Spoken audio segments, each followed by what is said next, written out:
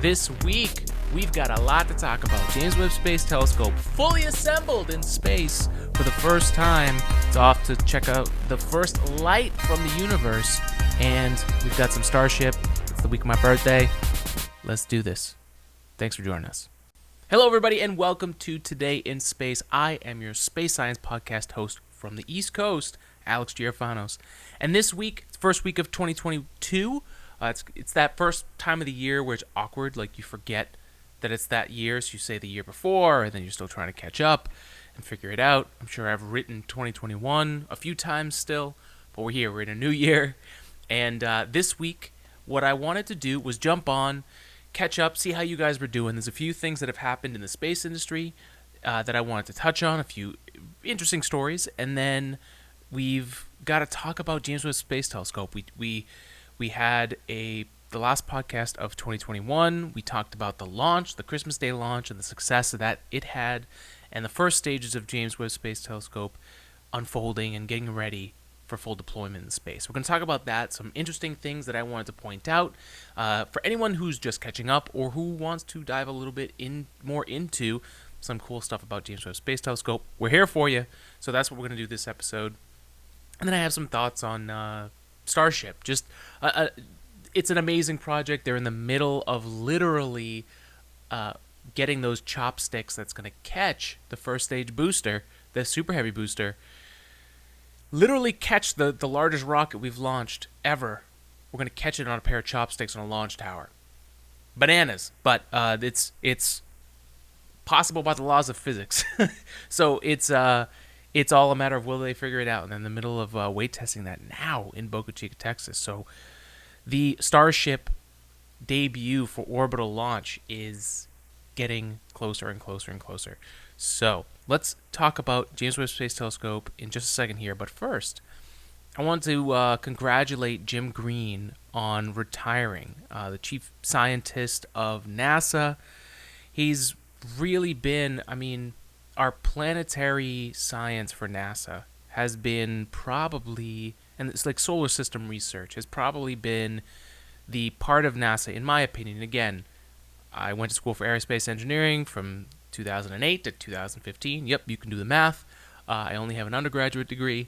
But in that time, NASA went through the retirement of the space shuttle. We had to send our own astronauts aboard the Soyuz launch system. We didn't have our own ability to send humans into space, and we only got that back with SpaceX. And the planetary aspect, the missions that were going on at that time were really what I would say the cream of the crop of NASA, and Jim Green had a lot to do with that. I had the honor of meeting Jim Green my first NASA social. It was 2015. It was the New Horizons mission, and Jim was there. He was really nice. He was very involved, and my opinion was he was really trying to get people interested, and really, I got to see him in a really cool place where we got invited to the Air and Space Museum in D.C. because we were in Maryland at APL.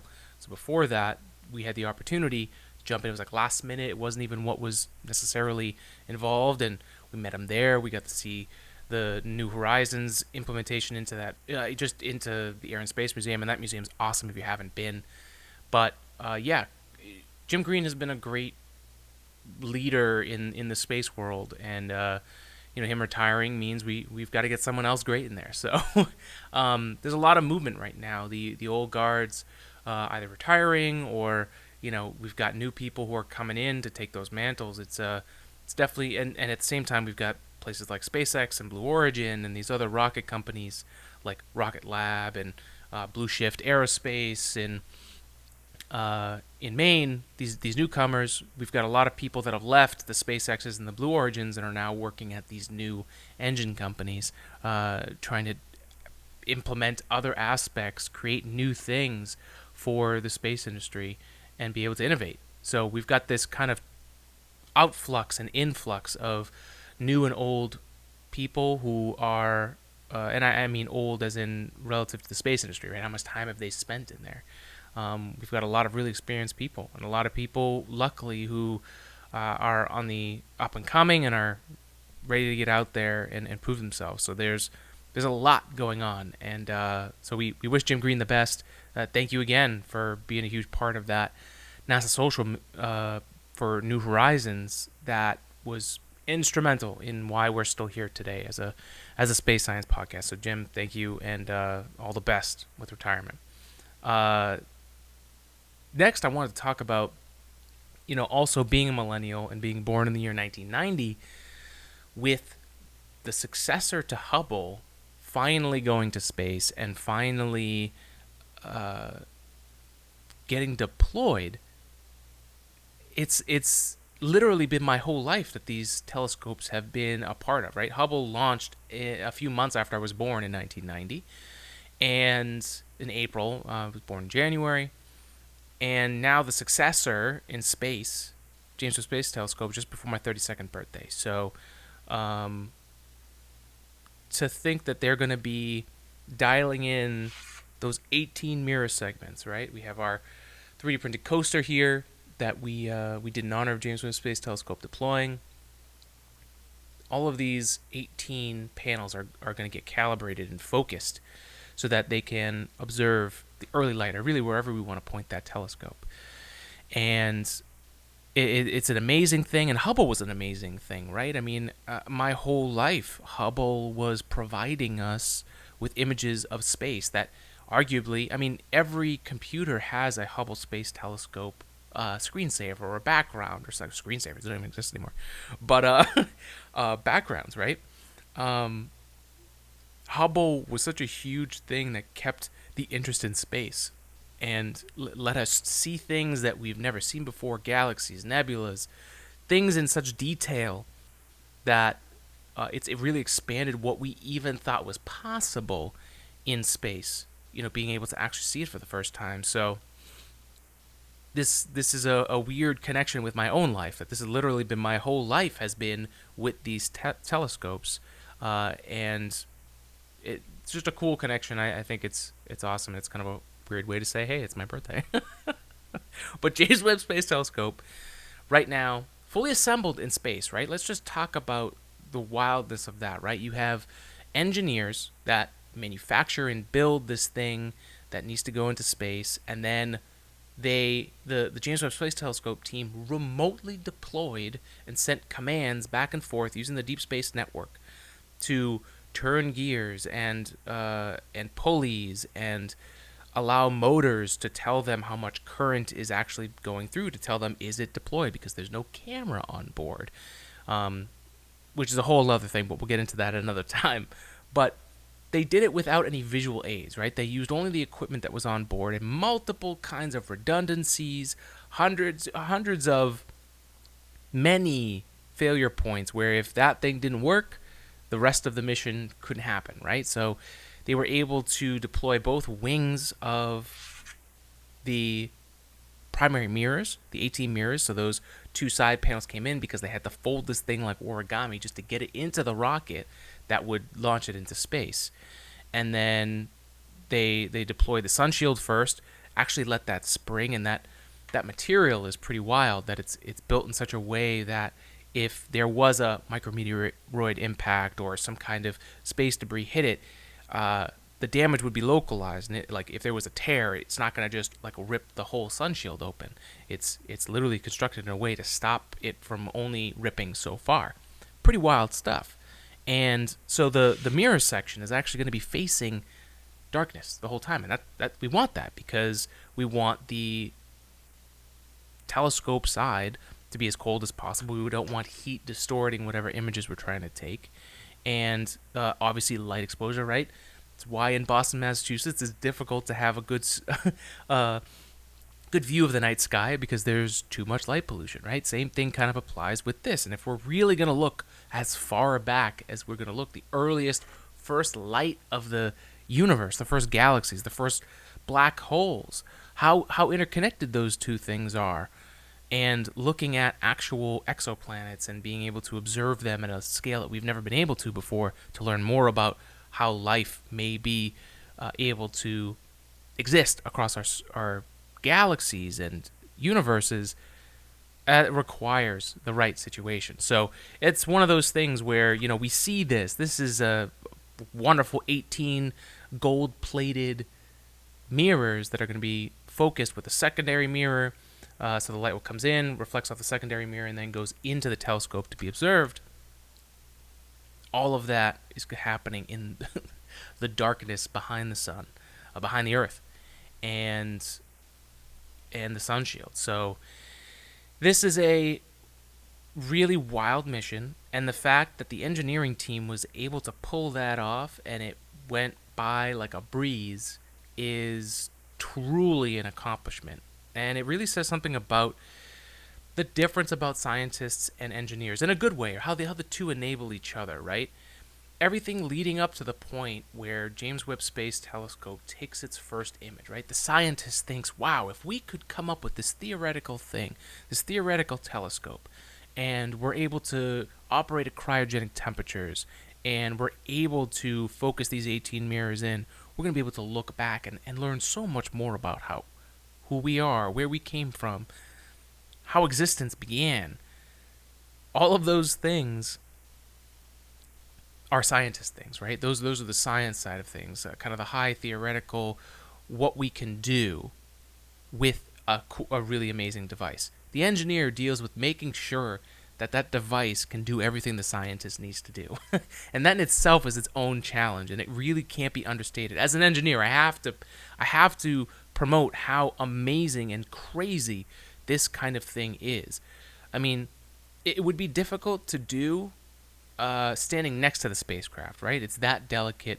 There's that many things that could go wrong, and if something goes wrong, the troubleshooting steps to make sure it would happen. It's difficult with being able to visually see the telescope. Never mind trying to operate it at at 1 million kilometers away in space, right? Using the Deep Space Network, waiting for the light to travel that distance, and only being able to rely on what the sensors are telling you.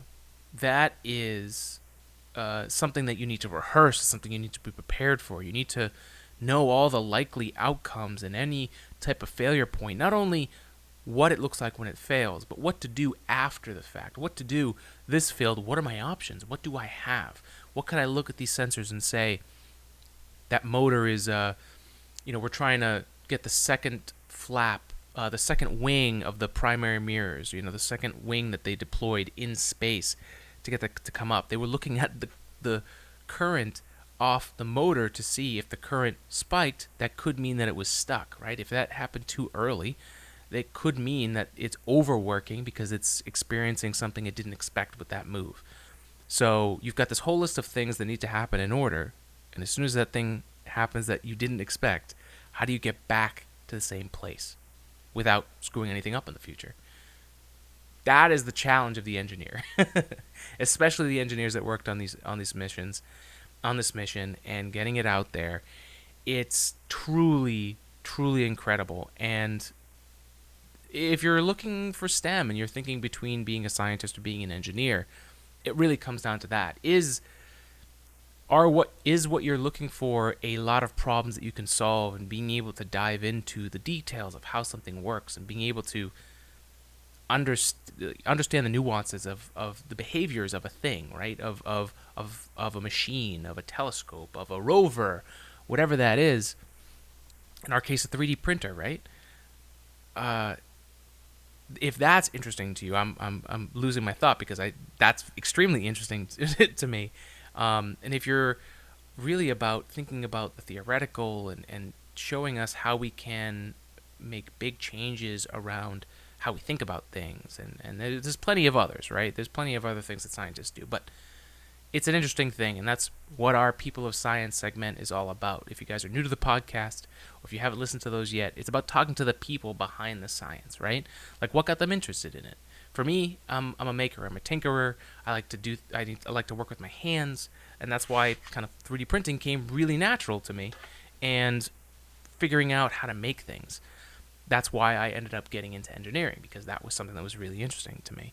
And that's the question that leads to you, right? If you're trying to work in STEM, or if maybe you're in a job right now and it's not really meeting your needs as a human being, right? Maybe you're not getting enough out of that job as well, thinking about, okay, well, what does make you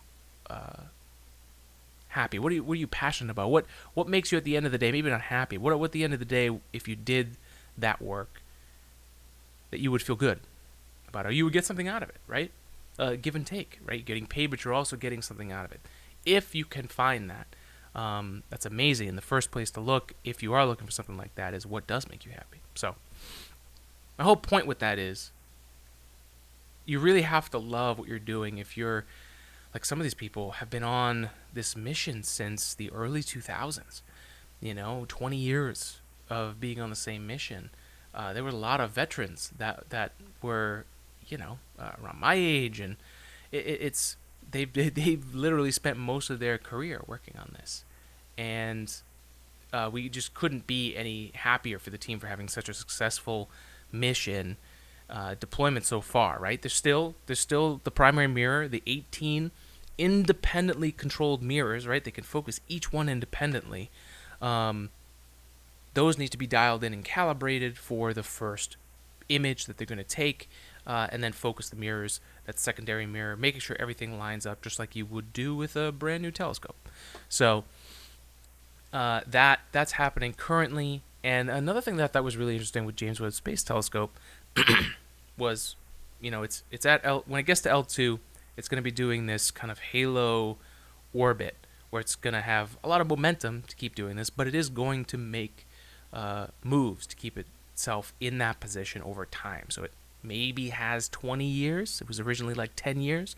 Maybe it's got 20 years while it's there, and it's doing this constantly to keep it around L2 so that it can keep as little fuel as possible to keep it where it needs to be. Another thing that they're using, because it's basically just a giant kite, right, out there, and there is solar wind, and there are things that you need to be careful with, as well as, like, this thing has momentum, and if it started to shake, then it's got like a shake to it, and if there is solar wind, it's going to change that. It's going to add perturbations to that orbit and things that you'll need to adjust. And one of the things they added was an aft flap, so this little flap off the back of the sun shield, facing the sun and the Earth, that's going to act like a rudder, so that they can use that flap to steer through the solar wind that does come by. It's really fascinating to think of, right? You're in the vacuum of space. You wouldn't think, why would you need a rudder? But even the solar wind, as little as it might be, right? Because solar sailing is not a super fast thing. But to think that we're just using a rudder to also help us with staying in orbit, using less fuel because of that rudder, that's amazing. I thought that was really cool.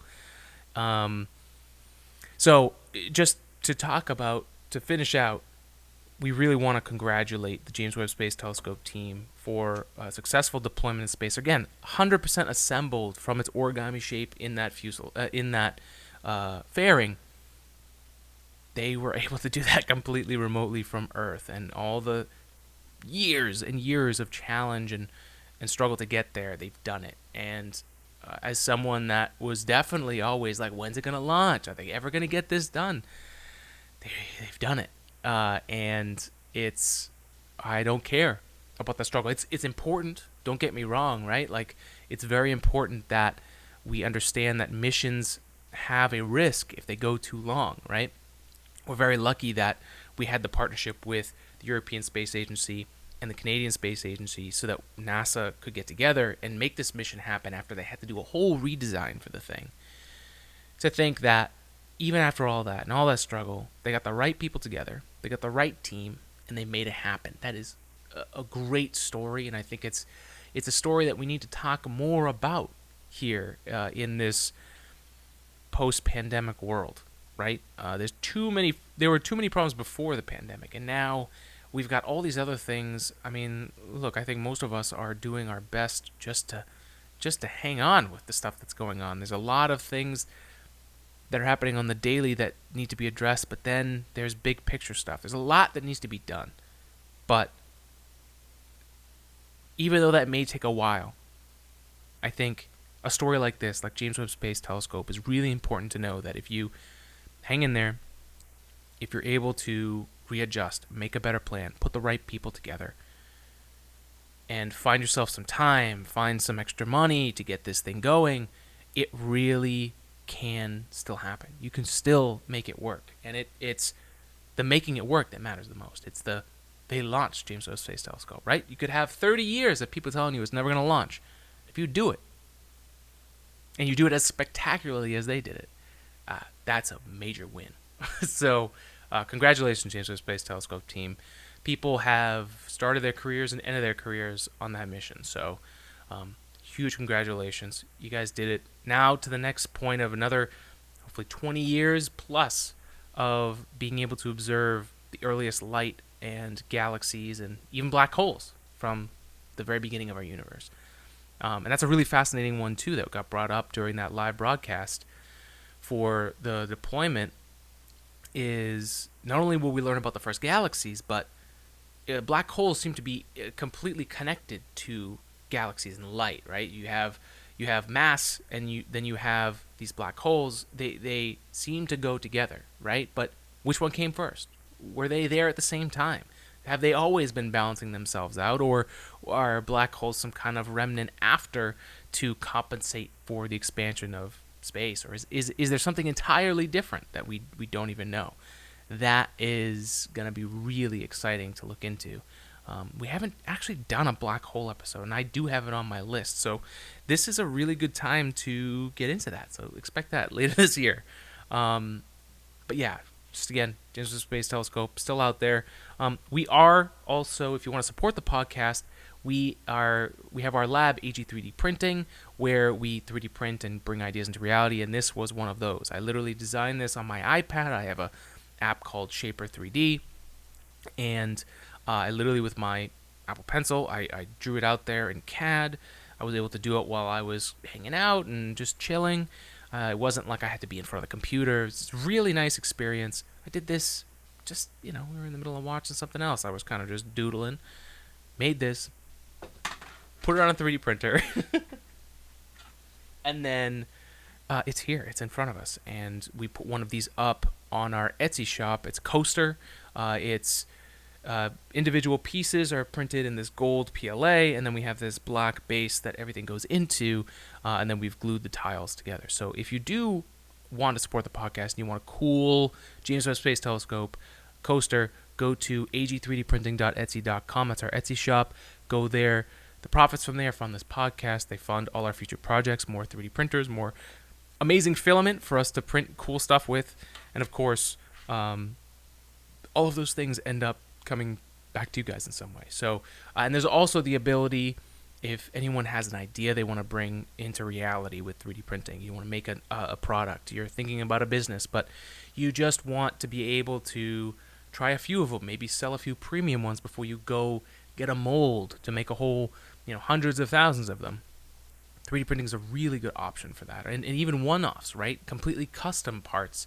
3D printing is great for that. And at AG 3D Printing, our 3D printing shop, that's what we do in our lab. So if you're interested, go to AG3D Printing, ag3d-printing.com.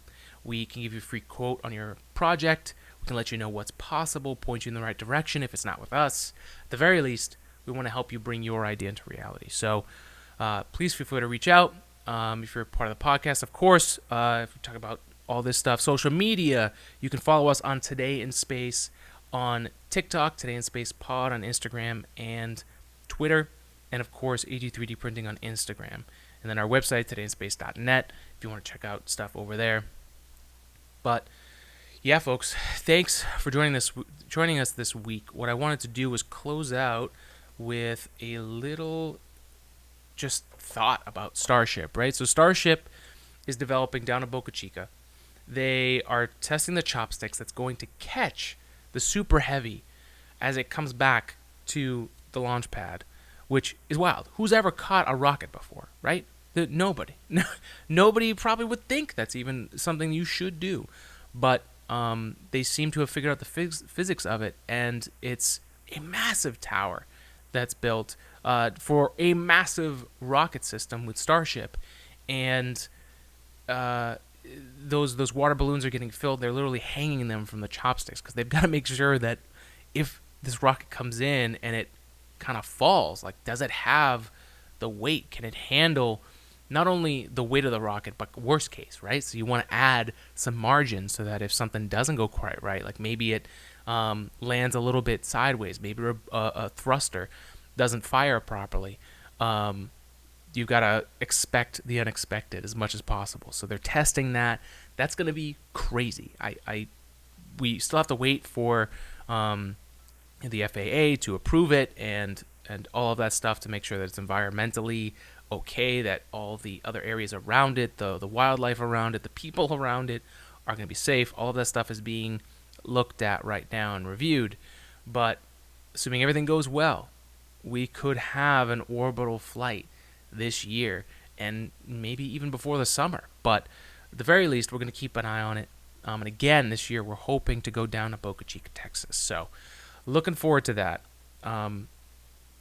But, as much as a crazy thing is, like, what SpaceX is doing with Starship is some of the most crazy reverse engineering of something that exists, right? Because there's some thought with engineering and creating something new.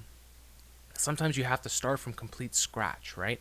Like the old thing, yeah, it works, but we need something that's better. James Webb Space Telescope compared to Hubble, right?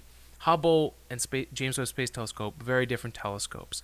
They both achieved great things, and part of the reason why James Webb Space Telescope took so long is because it's a telescope we've never made before. Completely wild. Instead of doing like Hubble 2.0, we wanted a completely new thing, and that ended up requiring a redesign of that original design. And then, of course, as we know, it took a while to launch in the first place, and they had to origami this thing into a spacecraft, into a rocket system. And for Starship, they've revolutionized something, like trying something completely new, but at the same time, it's kind of just taking what we've been doing for a while, right? It's literally Starship, an oversimplifications, don't get me wrong, but Starship is literally a tube, like, with flaps on it, right, to control it down.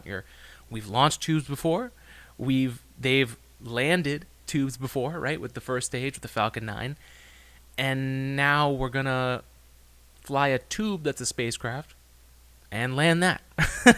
So, and they've done that a few times, and just to think, like, it seems like a very simple idea. Oh, we'll take a tube, we'll pull flaps on it, we'll try and land it. Usually those really simple things end up being really hard to do in real life, and one of the things we're going to be looking into, and that is probably going to be a big challenge for getting Starship to launch as frequently as it needs to, but also getting Starship to go long distances, which is refueling. Fueling that thing is going to be crazy. Not only the fueling Starship once it's in orbit, right? They'll have to launch those tankers and fill up, and they'll have to do a few of those to really get a long distance mission to get enough fuel on board after launch. But they're also going to have to launch. They're also going to have to refuel all of those rocket launches, and they're looking to have a lot of Starship launches. So they're not only are they trying to revolutionize space, they're going to have to revolutionize these other aspects of the industry, right? Fueling. They're going to have a crazy optimized fueling system, and I'm sure it's going to take time, it's going to take effort, it's going to take people that know enough to be in there to make changes while things are happening, to make that process as efficient as possible, because that's going to be difficult. I mean, with the supply shortages, with the way the world is right now, there literally were less rocket launches because there wasn't enough fuel to launch up, because it was needed for other purposes, probably more important purposes, people in hospitals and stuff like that. But yeah, there's a lot to be involved, and that's definitely a risk on top of the Raptor engine, which also needs to become reliably manufacturable, and they have a lot of work ahead of them. So, Starship team, good luck. We wish you nothing but the best. Again, Starship being able to launch up to 100 people at a time, if you can launch more than 10 people at a time, that's a huge accomplishment. And even if you launch the same amount of people the amount of mass that you can bring with you to go to a place like the moon, you're not only bringing a spacecraft like we did with Apollo, you're bringing something that's a livable thing. The LEM was not a place, like the landing module for Apollo was not a spacious, a very comfortable place to be. So Starship will definitely surpass that once it actually gets there. But there's a lot of work before we even start dreaming about what that's going to be like. But it's close. It's getting here. And we'll close out this week's episode. Thank you for joining us. Again, make sure to spread the word. You guys are doing an amazing job of getting the word out there. I mean, we're reaching and talking to people around the world, and that's thanks to people like you that listen, reach out, send our podcast to other people, and we can't thank you enough. 2021 was a huge year for us, for the podcast, for growth, for being able to talk to some new people, and talk to more of you. We're building a community here. We've got a lot more to come, but that's it for this first episode of January. We'll have more People of Science coming up soon. Wish all the best for James Webb Space Telescope, getting all those mirrors calibrated in, and of course Starship getting all of that under wraps and taming that Raptor so we can see the first orbital launch of Starship. Thanks for joining us. Be well. Spread love and spread science. And here's to building a fantastic future. See you next time.